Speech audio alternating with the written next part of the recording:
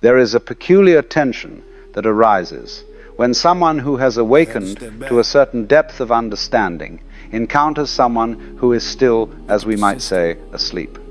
And by asleep, I do not mean literally unconscious, but rather living in the conventional dream, the collective trance, the agreed-upon fiction that most of society accepts without question. The person who is awake has seen through something fundamental, has recognized something essential, has had the veil lifted in some significant way.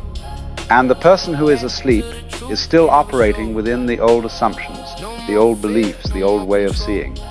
When these two meet, something interesting happens, and it is rarely comfortable for either party. Let me describe first what occurs in the awakened person. There is, initially, often an impulse to share what has been seen, to communicate the realization, to help the other person see what is now so obvious. This comes from a genuine place of compassion, of wanting to relieve suffering, of recognizing that the other person is trapped in a prison they do not even know exists.